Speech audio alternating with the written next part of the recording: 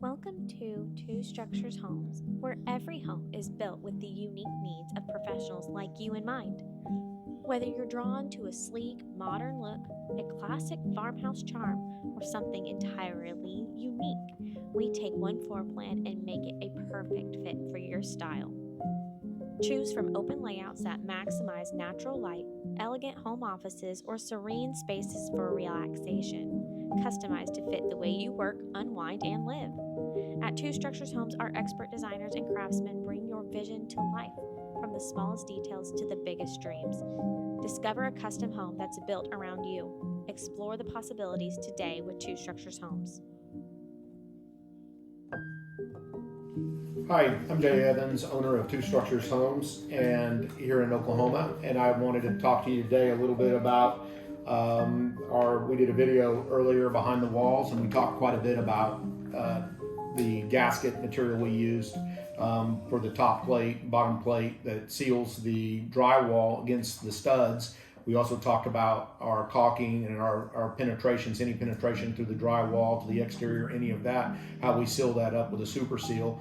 And today we're looking at our HERS rating, and Dave's going to tell us a little bit about how that translates to the HERS rating and what does that mean for you as a homeowner. If you're buying a house that's HERS rated, what is it that you should know or could know? Okay, so there is a third-party rater that we hire that evaluates the home. So they bring in some fancy equipment to basically depressurize the house. The reason they do that, they're looking for leaks. They're trying to create them, and it's something your house would never see in normal day-to-day usage of your home. But when we look at this report, it says house tightness. And on this particular one, which is not entirely accurate because of the square footage that I mentioned in a previous video, is that it says there's 1,366 CFM of air leakage, which seems like a large number. It's really not for a home. When you depressurize that home, you're actually creating that vacuum effect. But that's the number we're looking for when we're evaluating this report to see what can we do to improve that. And you talked about in the video the caulking lines in between the studs on the exterior walls and the gasket material, the foam gasket material that seals the gap that naturally happens between rough lumber and the back of the drywall. And so that's what tests that. And that's our score for that house. Okay, and then the ventilation. When we get into some of these air penetrations, even the tie deck on the outside helps that with the wind, correct? Yeah, absolutely. The tie deck it does have a permeation rating that allows moisture to go through that layer. So that if for some reason some water got behind, it would allow it to go out, but it does stop air. It is a very good air barrier, and we tape those joints or seams between that house wrap as well in order to make sure that it's as tight as possible. Okay. Well, and you know, I know the answer, but I'd like for you to explain it to the people that are watching. Is why don't you want your house to breathe? I mean, you heard it you hear it quite a bit that, well, a house needs to breathe. Why don't you want it to breathe?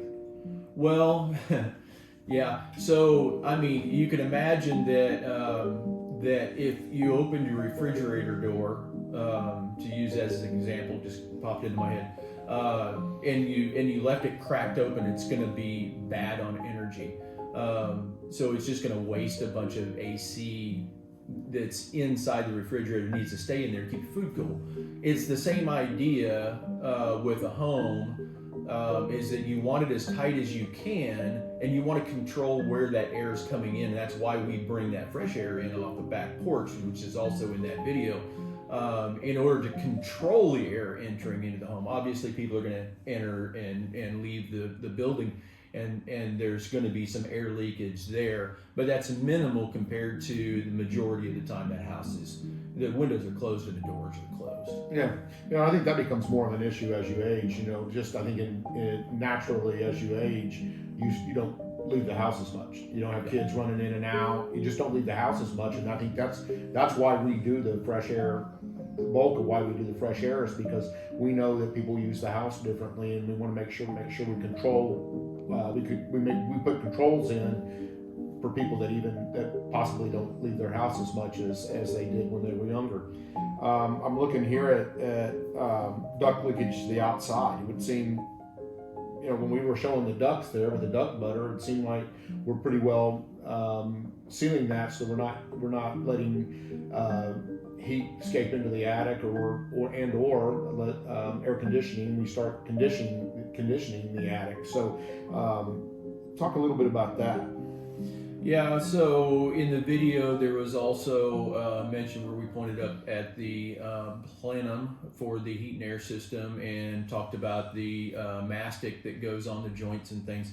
And that is all in order to get the lowest number we can possibly get. So our duct leakage to the outside on this house, again, it's under pressure, so they pressurize the ducting system in order to find the leaks. And on this one, it's 72 CFM, which again, it sounds like a big number. Cubic feet per minute is CFM. So 72 cubic feet of air goes into the attic space under this kind of pressure every minute. It seems like a lot, but it's so much better than the 30% roughly air leakage that happens in a code minimum home. Or worse, something that, a home that's 20 years old or older could be even worse than that. And when I first started building houses, all this duct mastic was not normal, and the insulation on ducting was not normal. That's all been within the last, I'd say, really probably the last 10 to 15 years has become more commonplace. And when you think about all of these different factors that we're looking at, all of these factors make up the total Energy Star rated process and score for this house. The thing is, there's a lot of these a la carte items, if you will, that some builders do. But how do they know it's done well?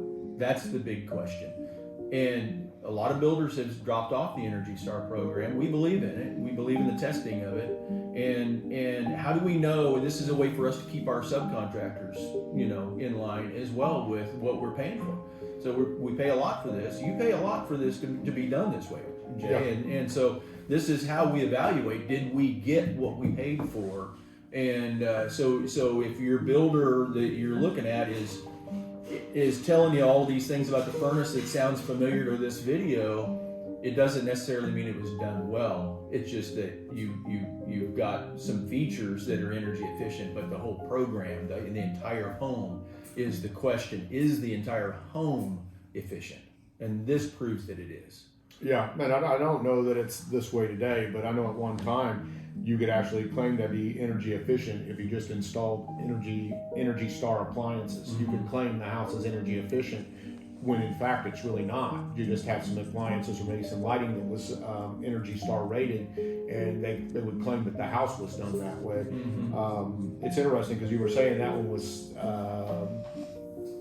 had 72 CFM, and the one I'm looking at has 30 CFM. So that tells us that somewhere they've our heat and air contractor has done something a little different in that house than in this house. Yeah, that is a point that, so certainly something we need to investigate. Yeah, when we get the revised sheet on this that is accurate to the square footage and what have you, some of these numbers are going to change.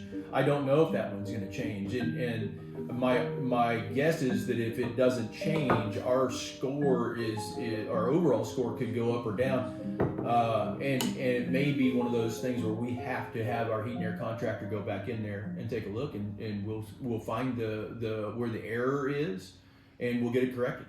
Yep, there's a lot of tools for that. Absolutely, they've got a lot of tools to find the leaks. Anyway, we hope that was informative for you, and if you have any questions or anything like that, please reach out to us. All right, so if you find this video informative, would you please give us a thumbs up, and if you like what we're doing, please subscribe. Thank you.